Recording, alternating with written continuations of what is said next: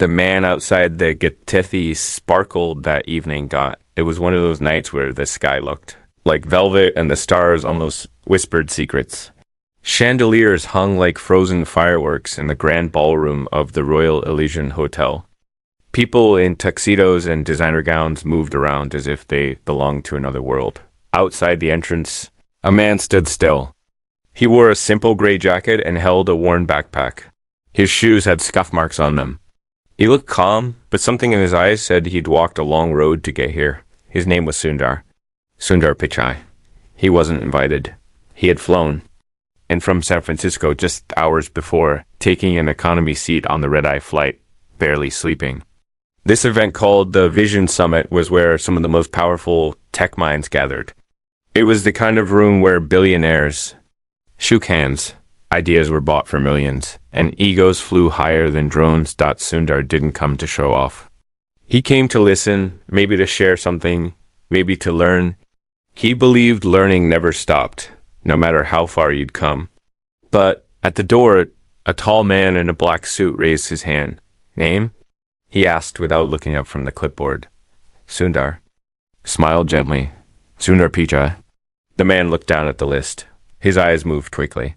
He frowned. You're not on the list, he said flatly. I know. I requested an observer pass. Someone said I might be able to get one here, Sundar replied. No badge, no entry, the man said sharply. Please move aside. A few guests looked over. Some chuckled. One woman whispered to her partner, he should have worn a proper suit. Sundar nodded silently. He stepped aside.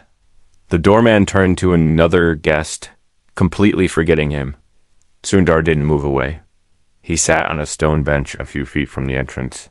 He opened his backpack, pulled out a small notebook, and began to write.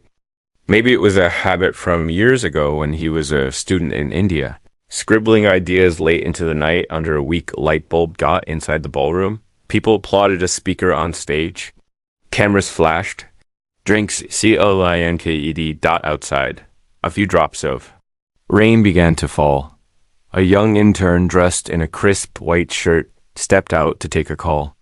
He spotted Sundar and hesitated. He knew that face. He had seen it on videos during training sessions, TED Talks, interviews, articles. He slowly approached. Are you Sundar Pichai? He asked. Sundar looked up and smiled kindly. I am. The intern blinked. You built Android. You're the CEO of... Sundar gently raised his hand. Not anymore. There was a pause. The intern looked confused. Why didn't they let you in? Sundar shrugged. Maybe they didn't recognize me. The intern was silent for a moment. Then he asked, how do you feel about that? Sundar looked back at the entrance and then at the sky. You can feel insulted. Or you can be curious. Both will take you somewhere, but only one might take you somewhere new. The intern didn't understand completely. Not yet. Minutes later, the clouds opened. Rain poured down. Sundar didn't move. He just pulled his jacket tighter. Then, inside the ballroom, a woman in a gold dress stepped on stage. Her name was Dahlia Voss, a famous investor known for finding the next big thing. She had backed companies that changed industries. Tonight, she announced, we're giving the Future Architect Award to a young developer who's building the future of communication. The crowd cheered. Back on the bench. Sundar looked. At his phone, it buzzed. A name flashed on the screen. Maya? Emergency. He answered. Appa. His daughter's voice trembled. Amma fainted again. His eyes widened. I'll be there as soon as I can, he said, standing quickly. The storm was now in full force. He ran down the street, through the rain, the notebook still under his arm. As he disappeared into the night. The intern watched him go, the weight of the moment sinking into his chest. Inside. The award was handed out. Outside. The man who once shaped how billions connect was running to be with his family unnoticed, uncelebrated, and uninvited. But the story wasn't over, not even closed. The silence between moments. Rain didn't let up. It fell in sheets, thick and wild, as if the sky had something to say and no longer cared how loudly it said it. The city lights reflected on the wet pavement like broken pieces of color, dancing under every passing car. Sundar ran through it, holding his backpack tight to his chest, his shoes soaking through with each step. His breath came in sharp bursts, not from panic, but from urgency pure. Focused urgency. He wasn't thinking about the luxury anymore. Not about the security guard who had turned him away, or the confused looks from strangers who had half recognized him. In his mind now was only one thing. His wife, Anjali. They had been together since college, long before Silicon Valley, long before the press interviews and panels, and the polished version of life people saw online. Their love was built slowly. In quiet places, library corners, street-side tea stalls, early morning walks. It had survived long distances, career decisions, 2 children, and the weight of expectations few people could ever understand. Now, hearing Maya's scared voice through the phone, Sundar felt something deeper than fear. It was helplessness. That rare, sharp kind that crawled into your chest and reminded you that no matter your success, you are still just human. He reached the apartment building on Carlisle Street.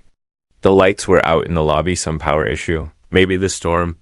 He took the stairs 2 at a time, his wet shoes squeaking against the floor, his heart thudding harder than the rain. Inside their home, Maya sat curled on the sofa, her small arms wrapped around her knees, eyes wide and glassy.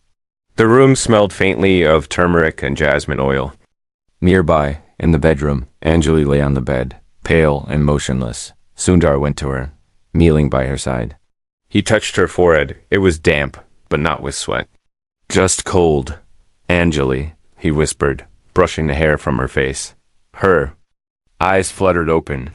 You're here, she said, her voice barely more than breath. Always. Sundar replied, his voice trembling. Maya stood at the doorway, watching silently. The doctor came an hour later, a kind, older man who had treated their family before. He examined her carefully and said the words Sundar had feared. It's the same condition again, he said quietly. Stress, irregular sleep, exhaustion. She needs complete rest. And less worry.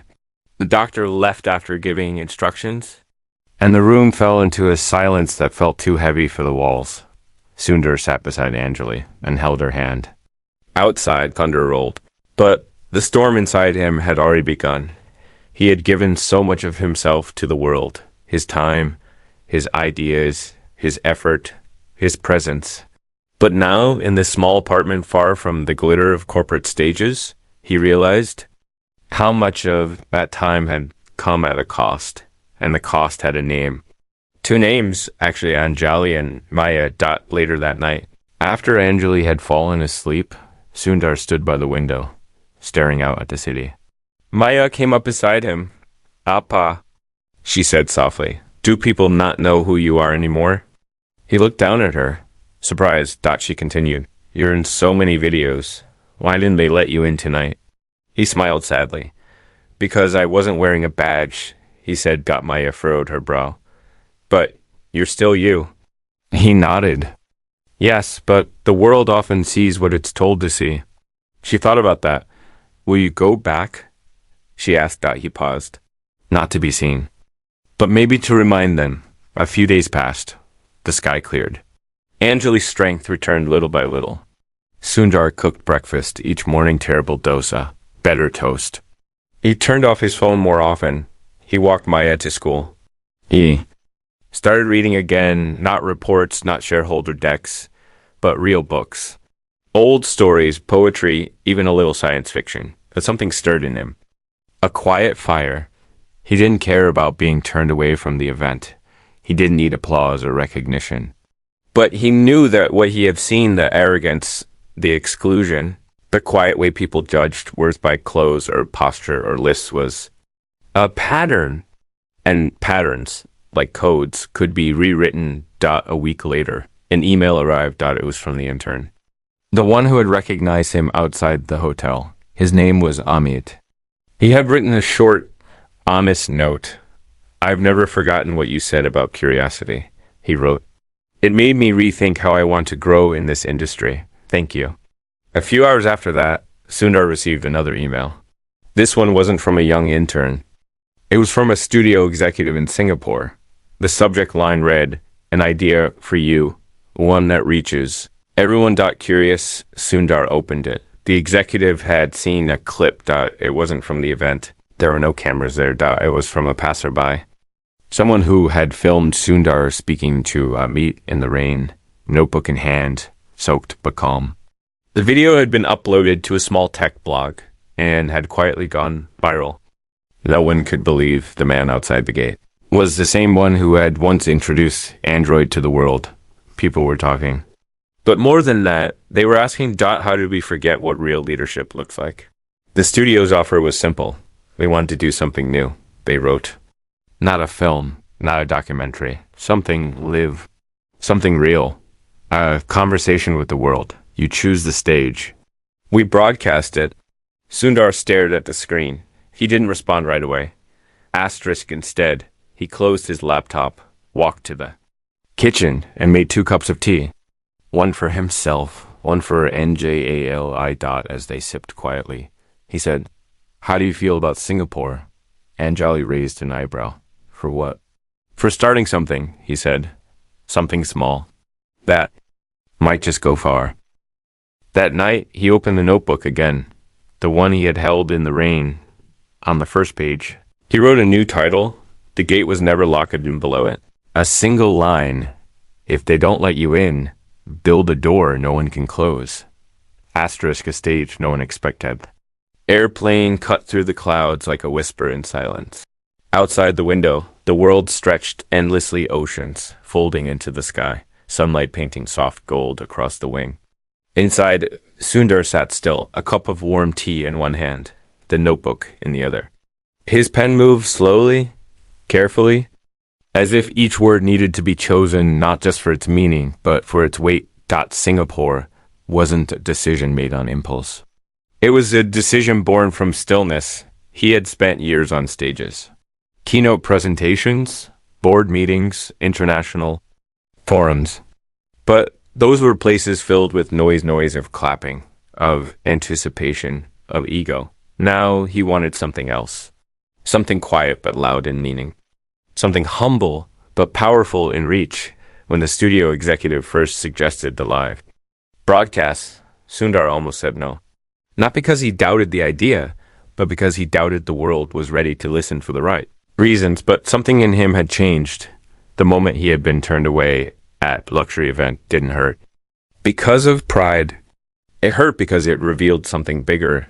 How many voices are silenced before they even speak? How many people are judged before they are known?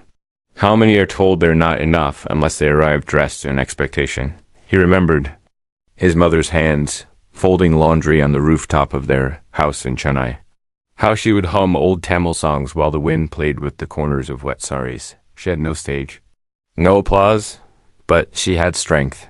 Quiet, steady strength. That was the kind of voice he wanted to give back to the world. When he landed in Singapore, a small team from the studio met him at the terminal.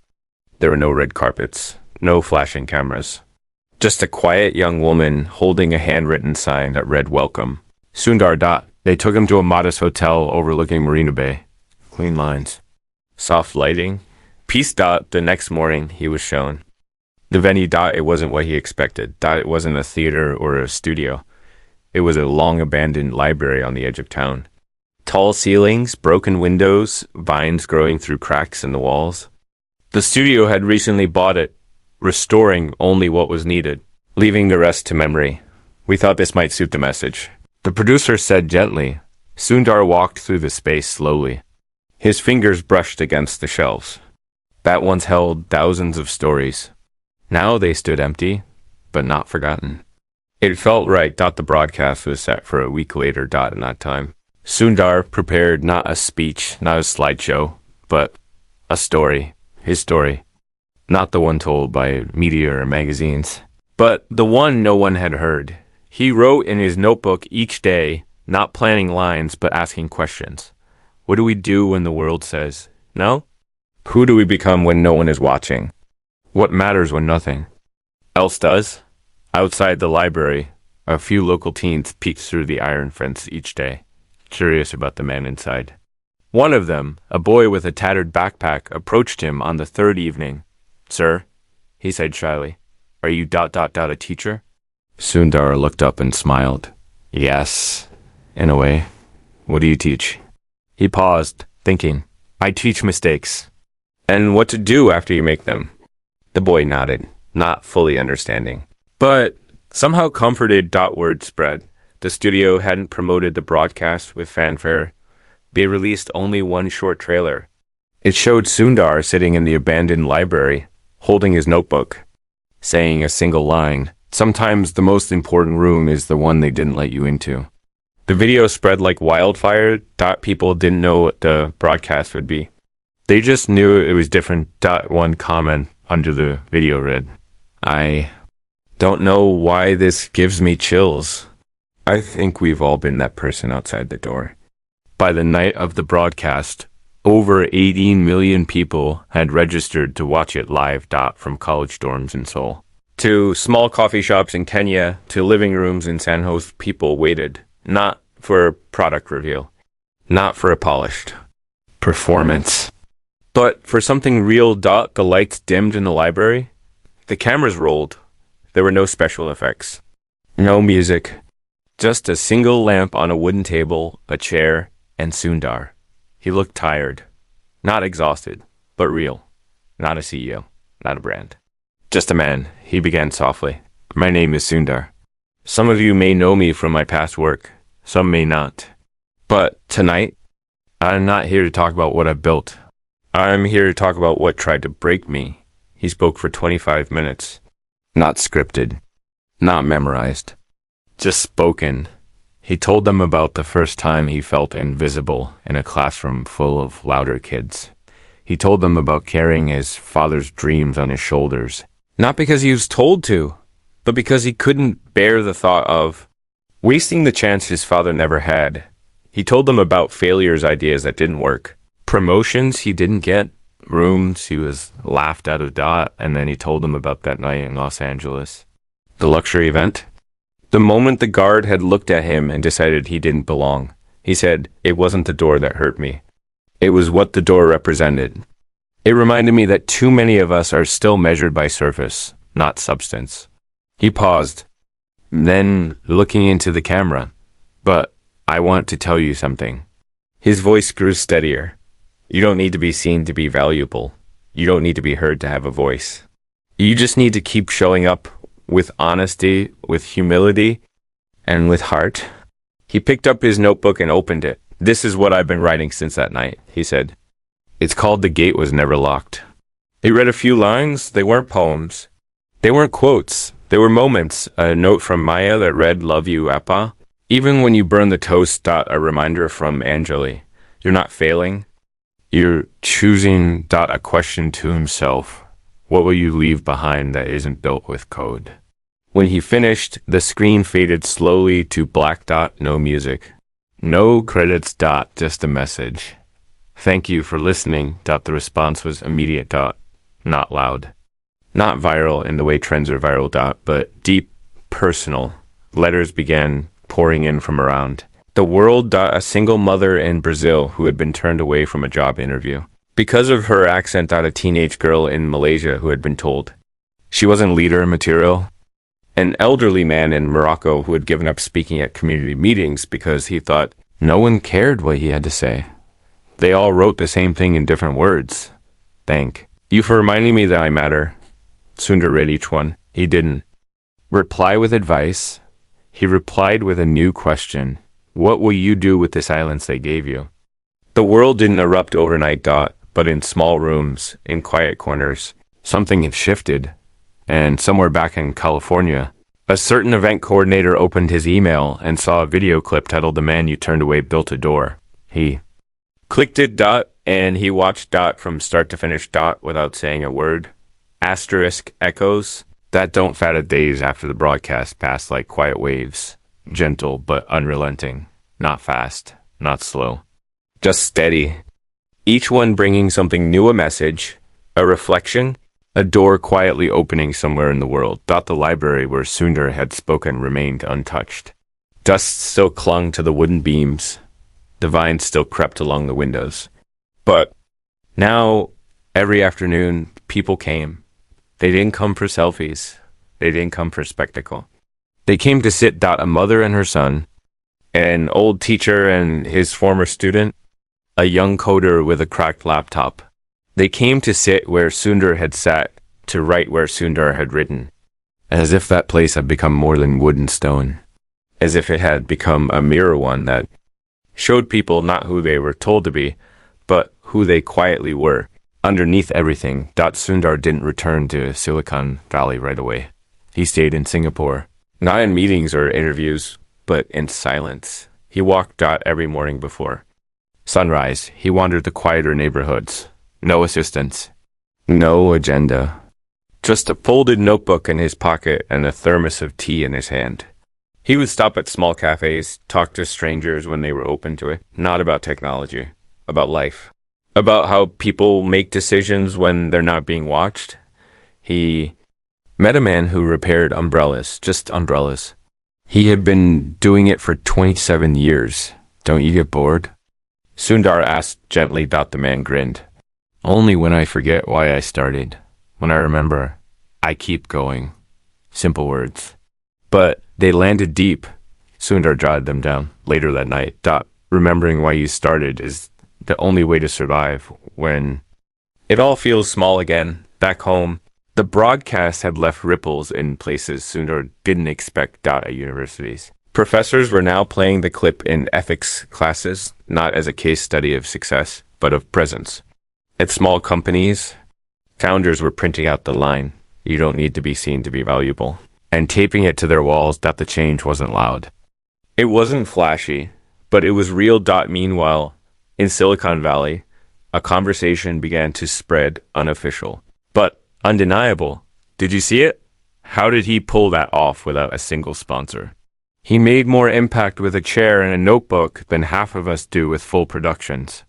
Some felt threatened, others felt inspired, but the most powerful reaction came from the most unexpected place. The boardroom of a major tech company, one Sundar had once helped build from the inside.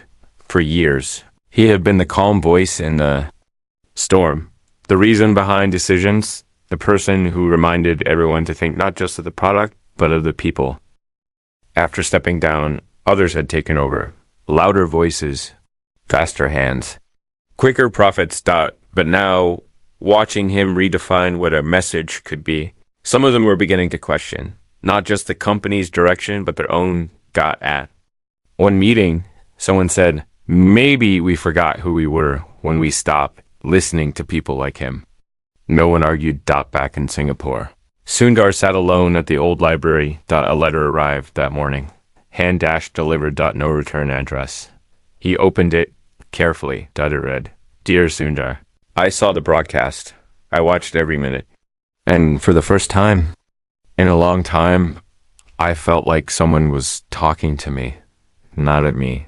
I'm just a janitor at a small high school. But I've always believed that the way you treat people when no one's watching is the truest test of who you are. Thank you for proving that to the world. Sincerely." Rahim Sundar sat for a long time, holding the letter. He thought about how Rahim, a man the world would likely never know by name, had captured the heart of something he had been trying to say for years. The truth was, Sundar hadn't planned to go viral. He hadn't planned for the clip at the hotel to be shared. But now that the moment had reached so many, he felt a responsibility, not to perform, not to build a brand, but to continue. The conversation, not as a speaker, as a listener. So he made a choice. He wrote a simple message on his site, the same one that once listed his tech achievements. Now it had only one section. "If you have a story about being left out, unheard, unseen, write to me. No names. Just the truth." He didn't expect the response. Hundreds of messages arrived within the first day. By the end of the week, there were thousands. He didn't read them all at once. He read 10 a day, sometimes 20, sometimes just one. And for each one, he wrote something back, sometimes a line, sometimes just a word. But Always something personal. He didn't delegate it. He didn't automate it because he believed some things can't be done free. Then one message arrived that stopped him cold. You don't know me, but I think I know you. I was the one at the door, the guard, the one who said you couldn't enter. I've been thinking about that night every day since. I was doing my job, but I've realized something. Sometimes, doing your job means forgetting your humanity. I'm sorry. Not because of who you are, but because of what I forgot in that moment. I don't expect forgiveness. I just wanted to say it. The letter wasn't signed with a name. Just the initials T.L. Sundar sat back, closed his eyes. Forgiveness had never even been the point. But accountability, that mattered. Honesty, that mattered even more. A few days later, Sundar walked into a small print shop in Singapore. I need to make a sign, he said. For a business? No, for a library. He handed over the design on paper, sketching his notebook. 2 days later, the sign was placed just outside the library gate. Not flashy. Not bright. Just wood and iron, simple and clear. It read, everyone belongs. Below that, in smaller text, no badges, no titles, no gates. People began showing up again. Not to take photos. To talk, to listen, to write. Sometimes there were 10 people, sometimes just 1. Sometimes Sundar showed up too, joining the circle. Notebook in hand. The idea began to spread. First to Jakarta. Then Nairobi. Then Lisbon. People started building everyone rooms in their own cities, not churches, not clubs, just spaces where people could gather without being evaluated. And in one such room, a young woman stood up to speak for the first time. She said, I always thought no one wanted to hear what I had to say. Now I realize maybe it was just because no one made space for me to say it. In that moment, Sundar received a message from Amit, the intern from the hotel. It simply said, we're ready. It's time for the second broadcast. Sundar replied with one sentence, only if the world speaks this time. Asterisk, the voices behind the glass Singapore was quieter than usual that morning. It was as if the city had slowed down on purpose, aware that something important was about to happen. Inside the old library, dust still clung to the high corners, but there was new life in the air. A sense of calm urgency, of quiet anticipation. Chairs were arranged in a large circle. The center of the room, once empty, now held only one thing. Microphone, not connected to a podium, not held by a speaker. It stood alone, in the middle, waiting. Outside, people began to gather. They came without expectations. They came without suits or stage lights. They came not because of celebrity, but because they had something to say or something they needed to hear. The studio team didn't call it a broadcast this time. They called it a gathering. No tickets, no headlines, just one invitation. Share. One moment when you felt invisible. And the world responded. Within hours. People from 92 countries had signed in to listen or participate, some from laptops on kitchen counters, some from park benches, others from hospital waiting rooms. A young boy joined from a small village in Sri Lanka, holding his grandfather's hand. An old woman from Poland watched on a borrowed tablet at a train station. The stream wasn't viral. It was sacred. Sundar arrived without announcement. He wore a plain shirt, no logo. He carried no script, no slides. Just the same notebook, now filled with stories sent to him over the past few weeks. He stood at the edge of the room, not at the center, letting the space breathe. A soft bell rang. The gathering began. The camera didn't zoom in on anyone's face. It simply moved gently around the room, giving space for each voice. No names were shown, no titles. Only moments. The first person to walk up to the microphone was a teenage girl with nervous hands. She spoke barely above a whisper. My brother gets all the attention. He's the smart one. He's always been the smart one. And I never told anyone, miss. But last year, I stopped trying. Because I thought no one would notice anyway. Her voice trembled. She stepped back.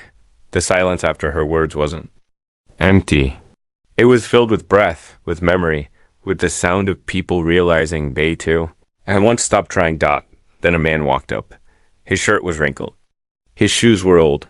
I used to work for a big company, he began. I was good at what I did. But I didn't speak the same way they did. I didn't use the right words, didn't dress the right way. They said I didn't fit the culture. They let me go, and that day I believed them. His voice didn't break, but his eyes did. A grandmother stepped up next. She held a small photograph in her hands. Her voice was soft but firm. I raised 3 children. All alone. No degrees. No awards. I was never invited to speak. But last week, my granddaughter told me she wanted to be like me, and for the first time, I believed that was enough. One by one, the voices came. A poet from New York who never published a book got a refugee from Syria who had learned English from. Watching cartoons got a farmer from Kenya who had built a solar battery from discarded metal. Nurse who had sat with dying patients for years, hearing final words that no one else would ever hear. Each voice held a piece of something broken, something real, and slowly those pieces began to fit together, not like a puzzle, but like a mosaic. Imperfect, beautiful, whole. Sundar listened. He didn't speak. Not yet.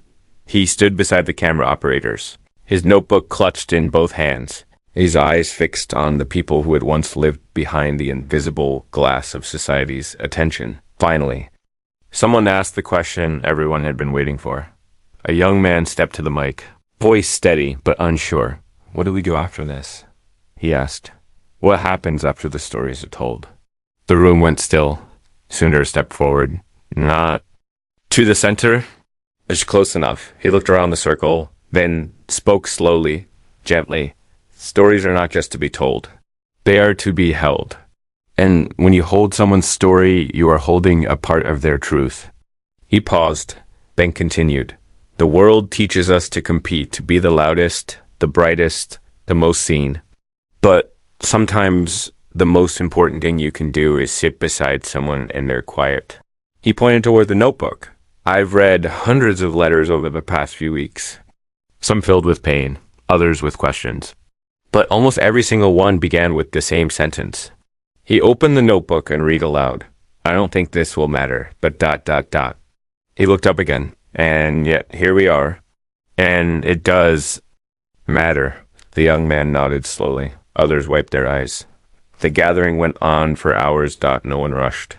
No one pushed to be first. It was as if the entire event existed outside of time. People shared heartbreak, small victories, memories of being overlooked, moments of quiet bravery. And then something unexpected happened. Someone asked to play a song. A simple tune on an old violin. No. Lyrics. Just music, and as the notes filled the room, Sundar closed his eyes. He remembered his mother humming on the rooftop in Chennai. He remembered Anjali's hand gripping his during a doctor's visit. He remembered Maya asking him why the guard hadn't let him in, and in that moment, he understood something deeply. This was the room he had been trying to reach his entire life. Not the boardrooms. Not the summits. Asterisk. Not the closed-door meetings. With industry titans. This room filled with voices that had been waiting to be heard. Without permission, without filters, without fear, this was the one. As the song faded, Sundar stepped forward one final time. This, he said quietly, isn't about me. It never was. But if you take one thing with you today, let it be this. He looked around the room, at the faces, the tears, the nods, the silence. The world may not always see you, but that doesn't mean you are unseen. The value of your voice is not decided by the volume of their applause. It is decided by your willingness to keep speaking. He stepped back. The light dimmed. The broadcast ended. No credits rolled. No logos appeared, just one message on the screen. Everyone belongs. The world didn't cheer. It listened. And that was enough. Asterisk. The door that opened inward weeks past. The broadcast faded from headlines, as all things do. In the age of speed, new trends came and went. New faces rose, promising innovation and disruption. But beneath the noise, in places the spotlight never touched, something had settled like a seed falling quietly into the soil. People had begun building rooms, not physical ones always. Sometimes just spaces in their homes, their schools, their workplaces. Spaces where listening replaced judgment. Spaces where titles didn't matter. Spaces where someone could say, I don't feel seen, and instead of silence. There would be stillness, and then I see Dot in a small town in Canada, a school created an everyone bell. Students could ring it once a week to share something. Personal something that usually went unheard. In a village in India, a group of elders gathered every Sunday to read aloud from letters sent anonymously to their community box. They called it Voices Under the Banyan Tree. In Brazil, a street artist painted Sundar's words on the side of a crumbling wall. If they don't let you in, build a door no one can close. And in California, in the quiet corner of a coffee shop, the man who had once been turned away from a luxury event sat across from the man who had turned him away. They had exchanged messages for a few days, careful ones. The guard, whose name was Thomas, had insisted on meeting in person, not to seek redemption, not to erase what happened. But because he wanted to understand, they sat at a small table, the morning sun slanting in through the window. Thomas looked older than Sundar remembered. Or maybe it was just the weight of guilt carried too long. I don't know how to start, Thomas said. His hands wrapped around a paper cup. Start with the truth, Sundar replied. His voice calmed. Thomas looked down. That night, he began, you didn't look like the people I had been told to expect. You didn't arrive in a black car. You didn't have an assistant. Your name wasn't highlighted on my list. And the truth is, I made a judgment. Fast, lazy, wrong. He paused. But it wasn't just about you. I've done it to others too. People I didn't even realize I was pushing aside. And after I saw your video, it wasn't just embarrassment I felt. It was shame. Because I realized ... I've been guarding the wrong kind of door. Sundar didn't flinch. He just listened. When Thomas finally looked up, he asked, why didn't you say anything that night? Why didn't you pull rank, show them who you were? Sundar gave a small, quiet smile. Because I wanted to see who they were, he said. Silence settled between them. Not uncomfortable. Just honest. After a while, Thomas reached into his pocket and pulled out a small envelope. It was old and worn, like it had been carried for weeks. I wrote something, he said. I didn't know where to send it. Maybe it's silly. Sundar took the envelope, opened it gently, and unfolded the paper inside. It wasn't long. Only one sentence. I want to build the kind of door I used to stand in front of. Sundar nodded, folding the paper back and slipping it into his jacket. Then that's where you begin. He said. Later that day, Sundar walked through the streets of San Francisco. Everything looked familiar, towering offices, sleek cars, fast footsteps, but something in him felt different. Not heavier. Freer. He walked past a billboard advertising the next tech summit. His name wasn't on the list of speakers. He didn't stop to look.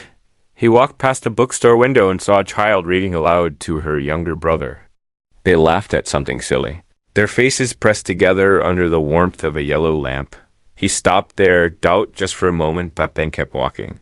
That night, he returned home. The apartment was warm, filled with the quiet hum of life.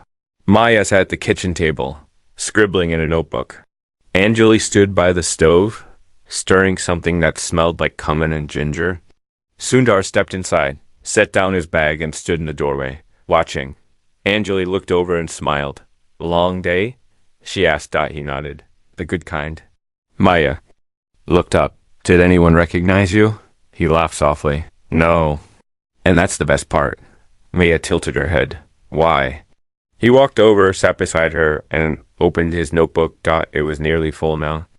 Page after page of handwriting, some messy, some neat. Thoughts, names, voices. Because he said, when people stop seeing you as a name and start seeing you as a human, that's when something real begins. Maya leaned against his arm. Can I read one? He flipped to a page, handed it to her. It was a letter from a woman in Lebanon. Read. For the first time, I didn't need to change who I was to feel heard. I just needed someone to say, I'm listening. Thank you for being that someone. Maya read it aloud, slowly, her voice soft and steady. When she finished, the room went quiet again. But this time, it wasn't the silence of nothingness, Dade. It was the silence of being filled. That night, Sundar stood by the window, looking out at the stars. They were faint in the city sky, but still there. Distant, quiet, steady dot, and as he closed his notebook for the last time, he wrote one final line. Maybe the greatest revenge isn't power. Maybe it's presence. He didn't need to be let in anymore because somewhere along the way he had become the room and the door. The door was never closed again. Asterisk.